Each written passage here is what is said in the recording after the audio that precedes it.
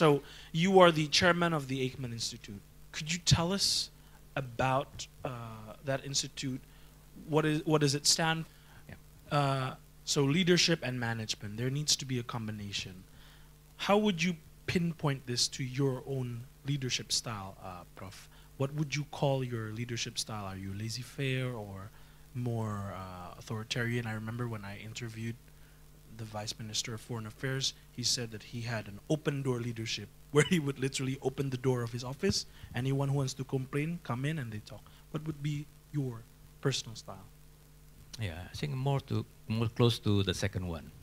So I've never closed my office. The door is always open.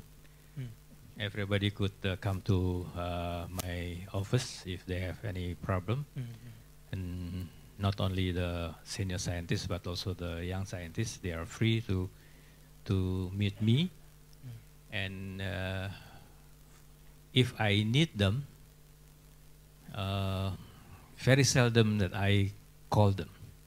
So usually I walk and come to them, and I visit their office, their laboratory. For me, it's actually good. It is like for exercise, because otherwise I have to sit in my chair probably 4 hours a day. But if I have to visit many laboratories, then you multitask as well. Yes. Yes. Okay. So the Aikman Institute sounds fantastic. They've done a lot of research and work. The work ethic is strong. But as a leader, what are the common ups and downs and challenges that you usually face? And how do you overcome that? Yes. Actually, the problem faced by our institute is not coming from the researcher, but from the environment, from the external, from the government policy, including budget policy, because we understand that our money, the government money, is not unlimited. Yeah. So we have to fight to get the budget, but at the same time we have to manage and also improve collaboration with international organization. But for that, as we are a government-owned institute, so we have to observe all government rules and regulation. Otherwise, we will be caught by KPK, right? Yeah. So we have to be careful. How important is, in this instance, transparency in the process of managing Aikman Institute?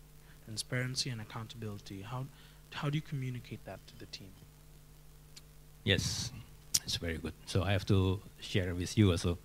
When I entered the institute in 2014, I found that Aikman has already possessing a good name, already internationally recognized.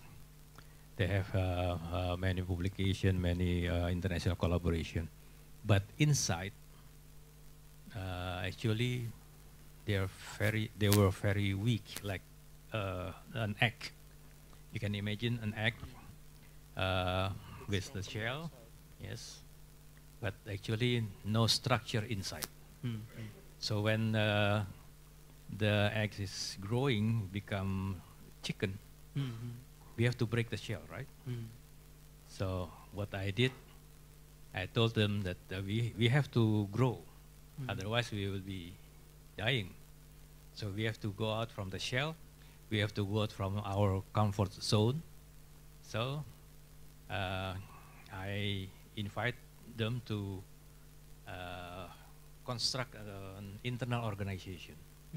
Because at the time, if I ask who responsible for that, nobody could answer. Because so far, so the hierarchy is not clear, actually. Not clear. Only one man show, actually. It is not good, right? So I asked them to become corporate secretary. I asked one of them to become lawyer. Yeah. I asked them to become public relation officer and so on, and also yeah, like a structure in the office of Biro Umum or yes, for general affair. At the beginning, there are many resistance because they said we are scientists. We should not do any. We are not a company like that. Yes, we shouldn't do administrative work. And then I said, if you are not willing to participate in the managing this institute, then you will be always be controlled by other office. Yeah, so we cannot fight for the proper budget and then many difficulties. Then finally they understand, and now they become very, very good in managing our institute. So my job now become much easier. Yeah. But of course, in the beginning, it's a lot of sweat. Exactly. But so, are you saying that in leadership, it's important to make the foundation? People need to know what position they are in. How would you respond if they oppose you or they have a dissenting opinion? How would you manage that sort of discussion? Yes. Of course, we have to identify first what actually the problem they are facing. Yeah, because probably they have a different opinion with me because they are not understand very much about the issue. Then we pinpoint the problem, and then we identify what actually the cause of the problem, and then we try to find the best solution for the problem. Yeah. Once we have already agreed on the real problem, and then we found the solution, and we go together to find the best way. Yeah. That's I call it participation. Yeah, because we ask them to manage their own problem with rules and regulation that we agreed together. Yeah, that's I think the most important thing, participation. Because if we act as a leader and we give only comment, but not doing, not giving. I will show you some characteristic of leader later. Yeah, sure. Hopefully.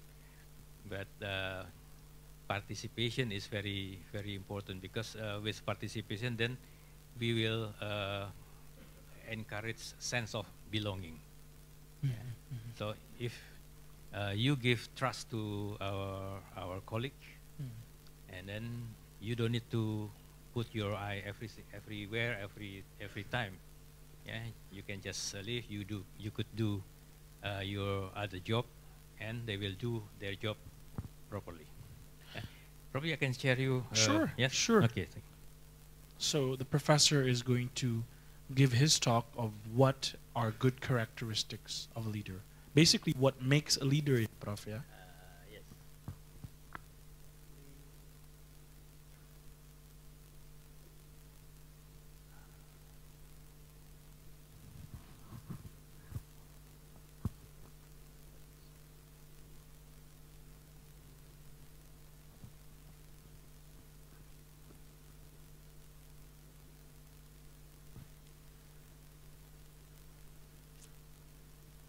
Okay, this is about the characteristic of leader. This for those origins from Java probably understand this. Hasta brata. Hasta could mean hand, but also could mean aid.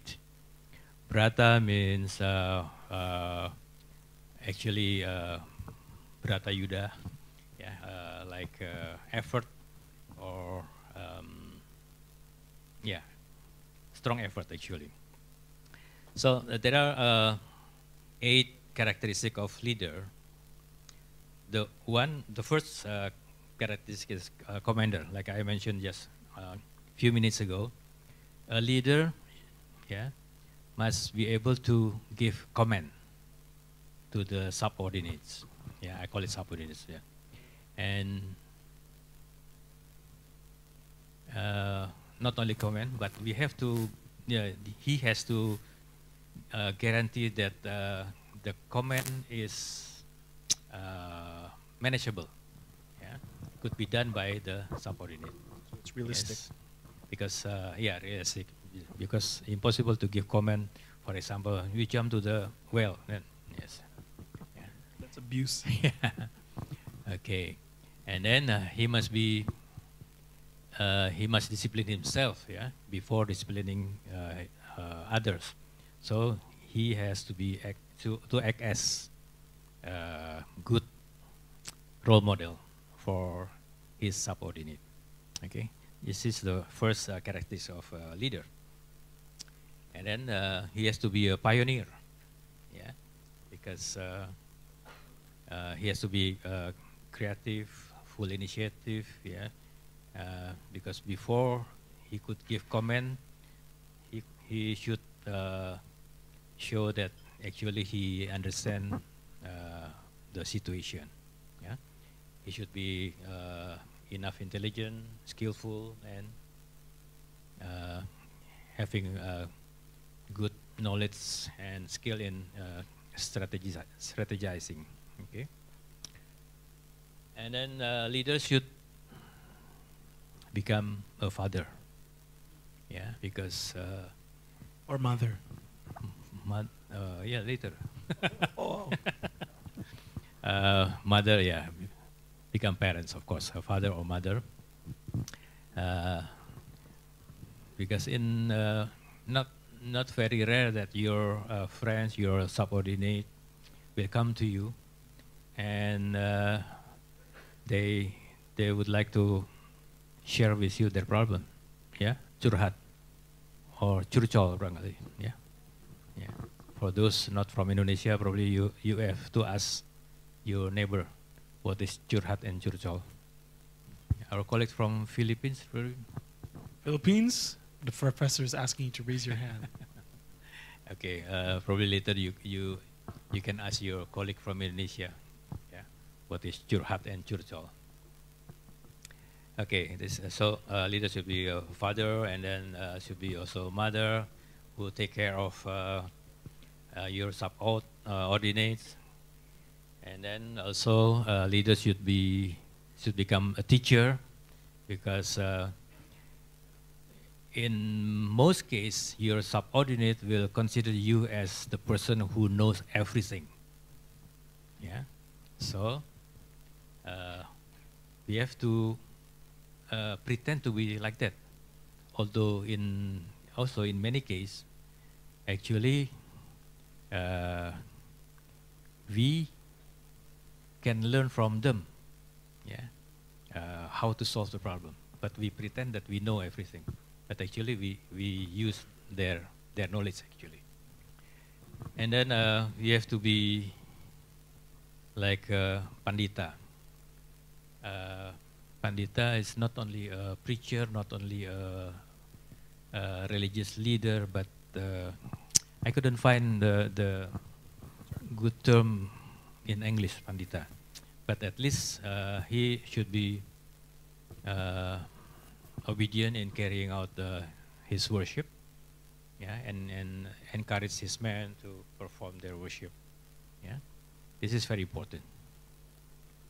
And then he has also to observe all the values, morals, ethics, yes, everything. And of course, leaders should become a friend, yeah, because if we maintain distance between us with our subordinate, then there will be no good communication. Yeah, so communication is also important. So please open communication between you and your subordinate. Okay, as friends, and then okay, this Satria. Satria also. Satria is a warrior or hero. Knight. Yes, knight. Yes. So a leader must protect and willing to sacrifice for the happiness of the subordinate. This is also important because we have to stand in the very front line. Yes, not reversely, because if there is any problem to our institute, yeah, our office, then we have to come to the first line. All right. So those are characteristic of leaders. Of course, the ideal situation. Of course, those characteristics should be available in every leader. But we have to understand also that not everybody in leading position is a leader. Yes. So we have to be careful then. Thank you.